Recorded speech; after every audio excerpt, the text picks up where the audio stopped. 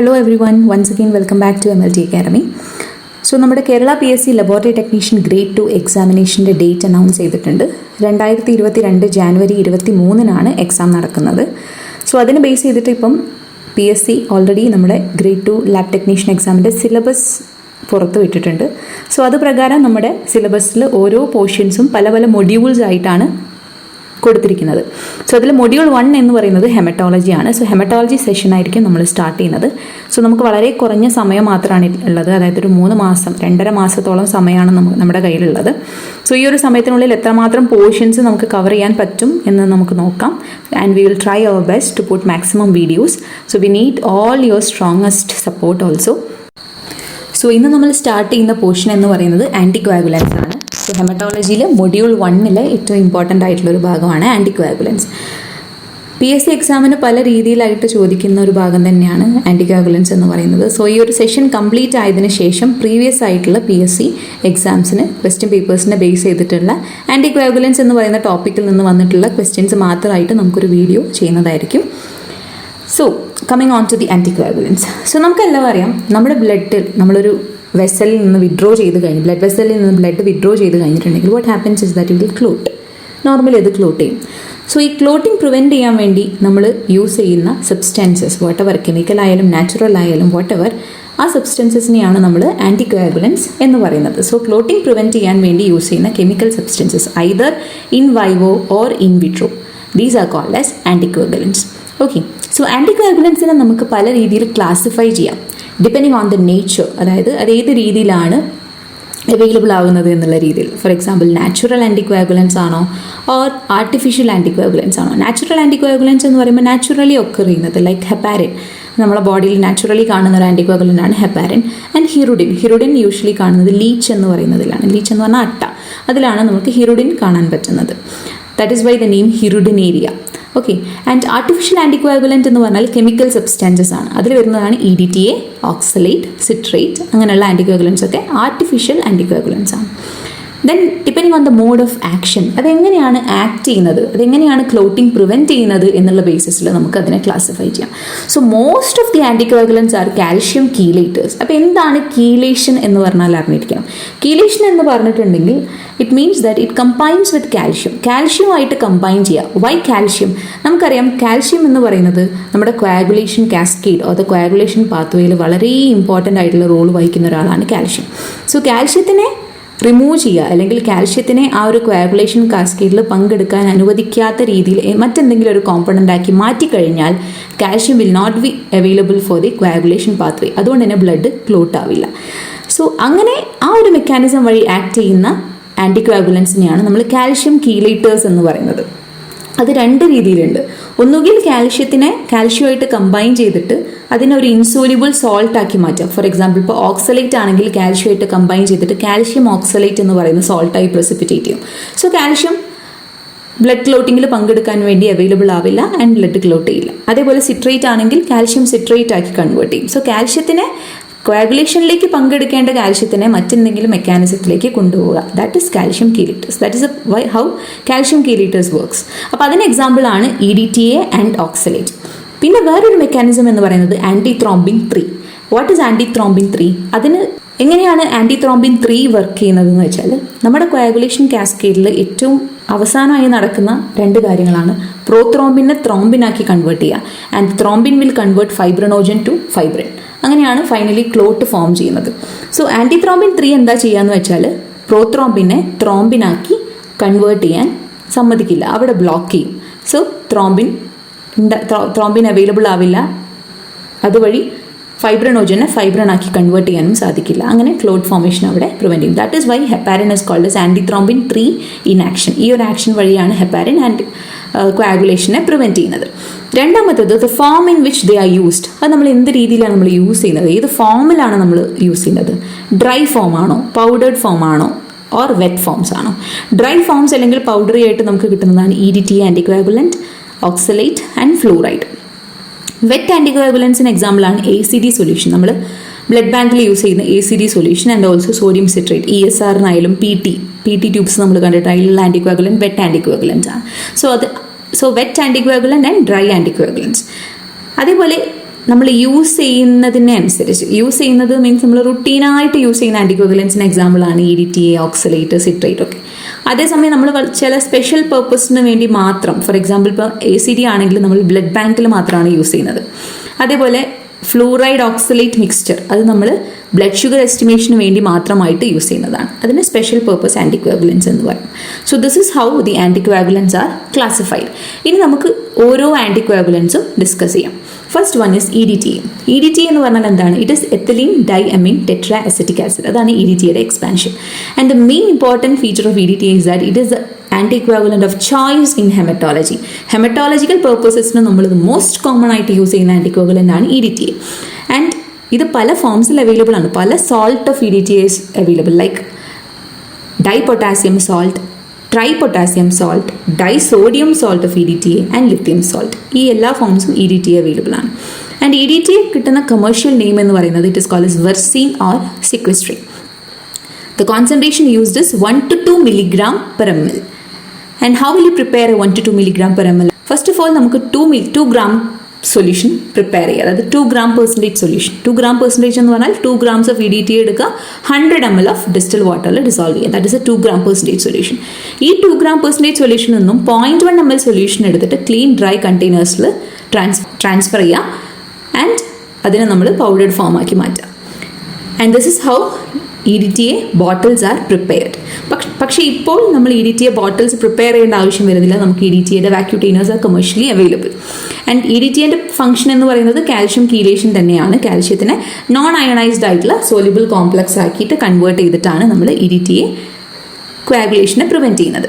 And EDTAയുടെ ഒരു important advantage എന്ന് പറഞ്ഞാൽ റെഡ് സെൽ മോർഫോളജി അല്ലെങ്കിൽ സെല്ലുലാർ മോർഫോളജി ഓവറോൾ ആയിട്ട് പ്രിസർവ് ചെയ്യാൻ ഏറ്റവും ബെസ്റ്റ് ആയിട്ടുള്ള ആൻറ്റിക്കോഗുലൻ്റ് ആണ് EDTA.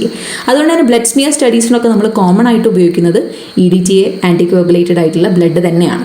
EDTA ബ്ലഡിൽ കളക്ട് ചെയ്തതാണെങ്കിൽ ഒരു 3 മണിക്കൂർ കഴിഞ്ഞാലും ആ ബ്ലഡ് സാമ്പിളിൽ നിന്ന് നമുക്ക് EDTA 3 മണിക്കൂർ വരെ ആ സാമ്പിളിൽ നിന്നും നമുക്ക് സ്മിയർ പ്രിപ്പയർ ചെയ്യാം എന്നാണ് പറയുന്നത്. And also it prevents the clumping of platelets. അതുകൊണ്ട് തന്നെ ബ്ലഡ് സ്മിയർ സ്റ്റഡീസിന് ഏറ്റവും ബെസ്റ്റ് ആയിട്ടുള്ള ആൻറ്റിക്കോഗുലന്റ് EDTA തന്നെയാണ്. Then the other important thing is that sometimes EDTA excess ആയിട്ടുണ്ടെങ്കിൽ it causes the clumping of platelets or the aggregation of platelets. So what happens is that platelet count EDTA excess ആയിട്ടുള്ള ഒരു സാമ്പിളിൽ നിന്ന് നമ്മൾ platelet count ചെയ്യുന്ന സമയത്ത് platelet clump ചെയ്ത പ്ലേറ്റ്ലെറ്റിനെ ഇൻഡിവിജ്വൽ പ്ലേറ്റ്ലെറ്റായി കൂട്ടില്ല. സോ പ്ലേറ്റ്ലെറ്റ് കൗണ്ട് ലോ ആയി കാണിക്കാം. അങ്ങനെയുള്ള ഒരു കണ്ടീഷനെയാണ് നമ്മൾ EDTA induced pseudo thrombocytopenia. Actually platelet count normal ആയിരിക്കാം, പക്ഷേ EDTA എക്സസ് ആയതുകൊണ്ട് അതിൻ്റെ ചില പ്ലേറ്റ്ലെറ്റ്സിന് അഗ്രിഗേറ്റ് ആവുകയും പ്ലേറ്റ്ലെറ്റിൻ്റെ വാല്യൂ ലോ കാണിക്കുകയും ചെയ്യും. That is called as pseudo thrombocytopenia. ഇതൊരു ഇമ്പോർട്ടൻ്റ് ആയിട്ടുള്ളൊരു ഫീച്ചറാണ് EDTAയുടെ. Now coming on to oxalate. Oxalate എന്ന് പറയുമ്പോൾ it also act by binding calcium and converting into insoluble calcium oxalate which is precipitated.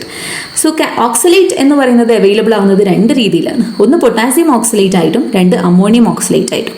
Potassium oxalate എന്ന് പറയുമ്പോൾ അവിടെ നമ്മൾ യൂസ് ചെയ്യുന്ന കോൺസെൻട്രേഷൻ രണ്ടായാലും പൊട്ടാസ്യം ആയാലും അമോണിയം ഓക്സലേറ്റ് ആയാലും യൂസ് ചെയ്യുന്ന കോൺസെൻട്രേഷൻ സെയിം ആണ്. That is 2 milligram per ml of blood. And potassium oxalate നമ്മൾ കോമൺലി കെമിക്കൽ അനാലിസിസിന് യൂസ് ചെയ്യുന്നുണ്ട്. Basic disadvantage is that potassium oxalate എല്ലാം യൂസ് ചെയ്യുന്ന സമയത്ത് ലൈക്ക് PCV ആയാലും ESR അതുപോലെ ബ്ലഡ് സ്മിയർ പ്രിപ്പറേഷനൊക്കെ പൊട്ടാസ്യം ഓക്സലേറ്റ് നമ്മൾ യൂസ് ചെയ്യുകയാണെങ്കിൽ it causes the shrinking of RBCs ചുരുങ്ങിപ്പോകും. സോ അത് 8% ആണ് അത് പറയുന്നത്. 8% ഷ്രിങ്കേജ് ഓഫ് RBC ഉണ്ടെന്നാണ് പറയുന്നത്. അതുകൊണ്ട് തന്നെ PCV ESR ബ്ലഡ് സ്മിയർ സ്റ്റഡീസിന് ഒരിക്കലും നമ്മൾ പൊട്ടാസ്യം ഓക്സലേറ്റ് യൂസ് ചെയ്യുന്നില്ല. And what about ammonium oxalate? ഇതും നമ്മൾ അതുപോലെ ഇൻഡിവിജ്വലി യൂസ് ചെയ്യുന്നില്ല because it causes swelling of RBCs. So ആരാണ് ഷ്രിങ്കിങ് ഉണ്ടാക്കുന്നതെന്നും ആരാണ് സ്വെല്ലിംഗ് ഉണ്ടാക്കുന്നതെന്നും വളരെ ഇമ്പോർട്ടൻ്റ് ആയിട്ടുള്ള കാര്യമാണ്. പിന്നെ എങ്ങനെയാണ് നമ്മൾ ഓക്സലേറ്റ്സ് യൂസ് ചെയ്യുന്നത്? We are using double oxalate or Wintrobe's mixture or balanced oxalate. അതായത് അമോണിയം ഓക്സലേറ്റിൻ്റെ സ്വെല്ലിംഗ് ഇഫക്റ്റും പൊട്ടാസ്യം ഓക്സലേറ്റിൻ്റെ ഷ്രിങ്കിങ് ഇഫക്റ്റും കൂടി ബാലൻസ് ചെയ്യുന്ന രീതിയിൽ നമ്മളൊരു മിക്സ്ചർ പ്രിപ്പയർ ചെയ്യാണ്. And that is called the balanced oxalate or Wintrobe's mixture or double oxalate. Why double oxalate? 2 തരം ഓക്സലേറ്റ് യൂസ് ചെയ്യുന്നതുകൊണ്ട്. ഓക്കെ, ആൻഡ് ഇവിടെ നമ്മൾ ഏത് പ്രപ്പോർഷനിലാണ് എടുക്കുക എന്നുള്ളത് ഇമ്പോർട്ടൻ്റ് ആണ്. അമോണിയം ഓക്സലേറ്റും പൊട്ടാസ്യം ഓക്സലേറ്റും കൂടെ 3:2 എന്ന് പറയുന്ന റേഷ്യോയിലാണ് നമ്മൾ പ്രിപ്പയർ ചെയ്യുന്നത്. And how this 3:2 ratio is maintained? 1.2 grams of ammonium ഓക്സലേറ്റും 0.8 grams ഓഫ് പൊട്ടാസ്യം ഓക്സലേറ്റും കൂടി 100 ml ഡിസ്റ്റിൽ വാട്ടറിൽ ഡിസോൾവ് ചെയ്യാം. So that is a 20 milligram per ml solution. അതിൽ നിന്നും 0.1 ml നമ്മൾ ക്ലീൻ ഡ്രൈ കണ്ടെയ്നേഴ്സിലേക്ക് ട്രാൻസ്ഫർ ചെയ്തിട്ടുണ്ടെങ്കിൽ it correspond to 2 milligram per ml of blood. And ഇതാണ് നമ്മൾ HbPCV ESRനൊക്കെ യൂസ് ചെയ്യുന്നത്. Now coming on to citrate.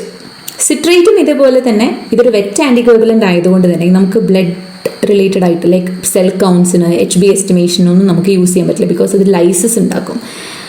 And സിട്രേറ്റിൻ്റെ function എന്ന് പറഞ്ഞിട്ടുണ്ടെങ്കിൽ അത് കാൽഷ്യമായിട്ട് കമ്പൈൻ ചെയ്തിട്ട് സൊല്യൂബിൾ ആയിട്ടുള്ള സോഡിയം സിട്രേറ്റ് ഫോം ചെയ്യുകയാണ് ചെയ്യുന്നത്. സിട്രേറ്റ് രണ്ട് രീതിയിൽ നമ്മൾ യൂസ് ചെയ്യുന്നുണ്ട്. ഒന്ന് ട്രൈസോഡിയം സിട്രേറ്റ് ആയിട്ടും ഒന്ന് ACD സൊല്യൂഷനായിട്ടും.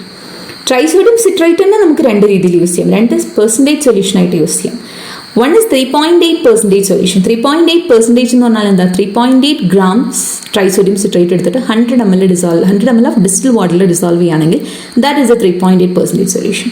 ഈ ഒരു സൊല്യൂഷൻ നമ്മൾ യൂസ് ചെയ്യുന്നത് ESR, അതായത് വെസ്റ്റർഗ്രിൻസ് മെത്തേഡ് വഴി ESR ചെയ്യാൻ വേണ്ടിയിട്ടാണ്. ആൻഡ് അതിന് നമ്മൾ യൂസ് ചെയ്യുന്ന ratio is also important. Sodium സിട്രേറ്റും അതായത് ട്രൈസോഡിയം സിട്രേറ്റും ബ്ലഡും, വാട്ട് ട്രൈസോഡിയം സിട്രേറ്റ് 3.8% ട്രൈസോഡിയം സിട്രേറ്റും ബ്ലഡും 1:4 റേഷ്യോയിലാണ് നമ്മളിവിടെ മിക്സ് ചെയ്യുന്നത്. അതായത് 0.4 ml ട്രൈസോഡിയം സിട്രേറ്റും 1.6 ml ബ്ലഡും. ഈ ഒരു മിക്സ്ചറാണ് നമ്മൾ വെസ്റ്റർഗ്രിൻസ് മെത്തേഡ് വഴി ESR ചെയ്യാൻ വേണ്ടി യൂസ് ചെയ്യുന്നത്. 3.2% സൊല്യൂഷൻ എന്ന് പറയുമ്പോൾ coagulation studies like PTA PTT ഇങ്ങനെയുള്ള സൊല്യൂഷൻ സ്റ്റഡീസിനാണ് നമ്മൾ 3.2% സൊല്യൂഷൻ യൂസ് ചെയ്യുന്നത്. അവിടെ നമ്മൾ സോഡിയം സിട്രേറ്റും ബ്ലഡും കൂടെ മിക്സ് ചെയ്യുന്നത് 1:9 റേഷ്യോയിലാണ്. അതായത് 0.5 ml 4.5 ml. Okay, next is ACD solution. ACD എന്ന് പറഞ്ഞാൽ ആസിഡ് സിട്രേറ്റ് ഡെക്സ്ട്രോസ്. ACD സൊല്യൂഷന് ഇപ്പോൾ നമ്മൾ അതിൻ്റെ ഹയർ ഓൾട്ടർനേറ്റീവ്സ് ആയിട്ടുള്ള CPD സൊല്യൂഷൻ, അതുപോലെ CPDA citrate phosphate dextrose or citrate phosphate dextrose adenine എന്ന് പറഞ്ഞ സൊല്യൂഷനൊക്കെ ആയിട്ട് നമ്മൾ യൂസ് ചെയ്യുന്നുണ്ട്. And commonly all the solutions are used in blood banking. നമ്മൾ ഓൾറെഡി നേരത്തെ പറഞ്ഞു സ്പെഷ്യൽ പർപ്പസ് ആയിട്ടുള്ള ആൻറ്റികോഗുലൻസ് ആണ് ഇതൊക്കെ. അത് ബ്ലഡ് ബാങ്കിലാണ് ഇത് കോമൺ ആയിട്ട് ഉപയോഗിക്കുന്നത്. സോ ആസിഡ് സിട്രേറ്റ് ഡെക്സ്ട്രോസ് എന്ന് പറയുന്ന ആ പേര് അത് ഡിറൈവ് ചെയ്തിരിക്കുന്നത് എന്തെന്നാന്ന് പഠിക്കാം. ആസിഡ് എന്ന് പറയുമ്പോൾ അവിടെ സിട്രിക് ആസിഡാണ് ഉദ്ദേശിച്ചത്. സിട്രേറ്റ് എന്ന് പറയുമ്പോൾ trisodium citrate and dextrose. So ഇതാണ് citrate anticoagulants. Now coming on to heparin. So heparin is a natural biological anticoagulant and it is very acidic in nature. Heparin available ആവുന്നത് lithium അല്ലെങ്കിൽ sodium salts ആയിട്ടാണ്. ഹെപ്പാരിൻ്റെ action ഞാൻ നേരത്തെ already പറഞ്ഞു, anti thrombin 3 ആണ്. അതായത് പ്രോത്രോംബിൽ നിന്നും ത്രോംബിൻ ഫോം ചെയ്യുന്ന ആ ഒരു സ്റ്റെപ്പ് അതിനെ ബ്ലോക്ക് ചെയ്യുകയാണ് ചെയ്യുന്നത്. അതുവഴി ത്രോംബിൻ ഫോം ചെയ്യില്ല. ത്രോംബിൻ ഫോം ചെയ്തിട്ടില്ല എങ്കിൽ ഫൈബ്രിനോജനെ ഫൈബ്രിനാക്കി കൺവേർട്ട് ചെയ്യാൻ പറ്റില്ല. അതുവഴി there is no clot formation. അങ്ങനെയാണ് ഹെപ്പാരിൻ ആൻറ്റിക്വാഗുലേഷനെ പ്രിവെൻറ്റ് ചെയ്യുന്നത്. ആൻഡ് ഹെപ്പാരിൻ യൂസ് ചെയ്യുന്ന കോൺസെൻട്രേഷൻ എന്ന് പറഞ്ഞാൽ 0.1 to 0.2 milligram per ml ആണ് of blood. And heparin is the best anticoagulant. അതായത് osmotic fragility test, blood gas analysis, electrolytes, enzyme studies like red cell enzymes like G6PD, glucose 6-phosphate dehydrogenase and PK, pyruvate kinase deficiency, ഇങ്ങനെയുള്ള എൻസൈംസിൻ്റെ സ്റ്റഡീസിലൊക്കെ നമ്മൾ use ചെയ്യുന്നത് and heparin എന്ന് പറയുന്ന ആൻറ്റിക്വാഗുലൻ്റ് ആണ്. അതുപോലെ osmotic ഫ്രെജിലിറ്റി ടെസ്റ്റിന് use ചെയ്യുന്ന ആൻറ്റിക്വാഗുലൻ്റ് ഏതാണെന്നുള്ളത് എപ്പോഴും ചോദിക്കുന്ന ഒരു ക്വസ്റ്റൻ ആണ്. It is heparin. Blood gas analysis also. Then it is also used for instantaneous anticoagulation, continuous ആയിട്ടുള്ള ഒരു ആൻറ്റികോയാഗുലേഷൻ ലൈക്ക് ഡയാലിസിസ്, അങ്ങനെയുള്ള ടെക്നിക്സിലൊക്കെ നമ്മൾ യൂസ് ചെയ്യുന്നത് ഹെപ്പാരിൻ തന്നെയാണ്. Then heparin does not cell size അല്ലെങ്കിൽ കോമ്പോസിഷനെ ഒന്നും ഹെപ്പാരിൻ എഫക്റ്റ് ചെയ്യുന്നില്ല. ബട്ട് നമ്മൾ ബ്ലഡ് സെൽ കൗണ്ടിന് നമ്മൾ കോമൺ ആയിട്ടും നമ്മൾ ഹെപ്പാരിൻ യൂസ് ചെയ്യുന്നില്ല, ബിക്കോസ് സെല്ല് ക്ലംപ് ചെയ്യാൻ ഇത് ഇൻഡ്യൂസ് ചെയ്യുന്നുണ്ട്. അതേപോലെ സ്മിയർ പ്രിപ്പറേഷൻ ഇത് ഉപയോഗിക്കുന്നില്ല. ബിക്കോസ് ഇത് അതൊരു വളരെ ഇമ്പോർട്ടൻ്റ് ആയിട്ടുള്ള ഒരു പോയിന്റ് ആണ്. ഹെപ്പാരിൻ യൂസ് ചെയ്യുന്ന സമയത്ത് നമ്മൾ ഓൾറെഡി പറഞ്ഞു, ഹെപ്പാരിൻ എന്ന് പറയുന്നത് വളരെ ആസിഡിക് ആയിട്ടുള്ളൊരു ആൻറ്റികോയാഗുലൻ്റ് ആണ്. ഹെപ്പാരിനൈസ്ഡ് ആയിട്ടുള്ള ബ്ലഡിൽ നിന്ന് നമ്മൾ സ്മിയർ പ്രിപ്പയർ ചെയ്തിട്ട് ആ സ്മിയറിനെ നമ്മൾ റോമനോസ്കി സ്റ്റെയിൻ ചെയ്തിട്ടുണ്ടെങ്കിൽ it gives A bluish coloured background. അപ്പോൾ നമുക്ക് റിസൾട്ട്സ് കറക്റ്റായിട്ട് സെല്ലുലാറായിട്ട് ഇൻ്റർപ്രറ്റ് ചെയ്യാൻ പറ്റില്ല. സോ അതുകൊണ്ട് തന്നെ സ്മിയർ പ്രിപ്പറേഷന് നമ്മൾ ഹെപ്പാരിൻ യൂസ് ചെയ്യുന്നില്ല. അല്ലെങ്കിൽ ഇങ്ങനെ ഒരു ക്വസ്റ്റ്യൻ വരാം, ബ്ലൂയിഷ് ബാക്ക്ഗ്രൗണ്ട് നമ്മൾ റോമനോസ്കി സ്റ്റെയിൻ സ്മിയർ ചെയ്തിട്ടുണ്ടെങ്കിൽ ബ്ലൂയിഷ് ബാക്ക്ഗ്രൗണ്ട് തരുന്ന ആൻറ്റികോയാഗുലൻ്റ് ഏതാണെന്നുള്ളൊരു ക്വസ്റ്റ്യൻ വരാം, ആൻഡ് ദാറ്റ് ഇസ് ഹെപ്പാരിൻ. പിന്നെ ഹെപ്പാരിൻ അത് ന്യൂട്രലൈസ്ഡ് ആകുന്ന വരെ അല്ലെങ്കിൽ അത് മെറ്റബോളൈസ്ഡ് ആകുന്ന വരെ മാത്രമേ ആൻറ്റികോയാഗുലേഷൻ നടത്തുള്ളൂ. അത് കഴിഞ്ഞിട്ടുണ്ടെങ്കിൽ അത് സ്റ്റോപ്പ് ചെയ്യും. So it prevents coagulation only for a limited period of time. Now coming on to sodium fluoride. Sodium fluoride എന്ന് പറയുന്നത് ആക്ച്വലി ഒരു ആൻറ്റി ഗ്ലൈക്കോലിറ്റിക് ഏജന്റ് ആണ്. അതായത് ഗ്ലൈക്കോളിസിസിനെ ഇൻഹിബിറ്റ് ചെയ്യുന്ന ഏജന്റ്. എങ്ങനെയാണ് ഗ്ലൈക്കോളിസിസിനെ ഇൻഹിബിറ്റ് ചെയ്യുന്നത്? ഗ്ലൈക്കോളിസിസിൽ ഇൻവോൾവ് ആയിട്ടുള്ള ഒരു എൻസൈം, ദാറ്റ് ഇസ് ഈനോലേസ് എന്ന് പറയുന്ന എൻസൈമിനെ ഇൻഹിബിറ്റ് ചെയ്യുക. അതുവഴി ഗ്ലൈക്കോളിസിസ് നടക്കില്ല. സോ ഗ്ലൂക്കോസിനെ മെയിൻറ്റെയിൻ ചെയ്യാൻ സാധിക്കും. That is why it is called as an enzyme poison. So sodium ഫ്ലൂറൈഡിനെ എൻസൈം പോയിസൺ എന്നാണ് പറയുന്നത്. ഏത് എൻസൈമാണെന്ന് ചോദിച്ചാൽ ഇറ്റ് ഇസ് ഈനോലേസ്. ഗ്ലൂക്കോസിനെ മെയിൻറ്റെയിൻ ചെയ്യുന്നത് കൊണ്ട് തന്നെ ബ്ലഡ് ഷുഗർ എസ്റ്റിമേഷനിൽ കോമൺ ആയിട്ട് നമ്മൾ യൂസ് ചെയ്യുന്ന ഒരു ആൻറ്റിക്വാഗുലൻ്റ് ആണ്, ആൻറ്റിഗ്ലൈക്കോലിറ്റിക് ഏജന്റ് ആണ് സോഡിയം ഫ്ലൂറൈഡ്. ആൻഡ് അവിടെ നമ്മൾ പൊട്ടാസ്യം ഓക്സലേറ്റ് സോഡിയം ഫ്ലൂറൈഡ് അല്ലെങ്കിൽ ഫ്ലൂറൈഡ് ഓക്സലേറ്റ് മിക്സ്ചർ അതാണ് നമ്മൾ യൂസ് ചെയ്യുന്നത്. So potassium oxalate is to sodium ഫ്ലൂറൈഡിൻ്റെ റേഷ്യോ എന്ന് പറയുന്നത് 3:1 ആണ്. And the concentration used is 2 mg/ml of blood. So ഇത്രയാണ് നമുക്ക് ആൻറ്റിക്വാഗുലൻസിനെ പറ്റി ഡിസ്കസ് ചെയ്യാനുള്ളത്. സോ ഇതുമായിട്ട് ബന്ധപ്പെട്ടിട്ടുള്ള പ്രീവിയസ് MCQs നമ്മൾ ഇതിന് വഴിയായിട്ട് പോസ്റ്റ് ചെയ്യും. So that's all about anticoagulants. Thank you.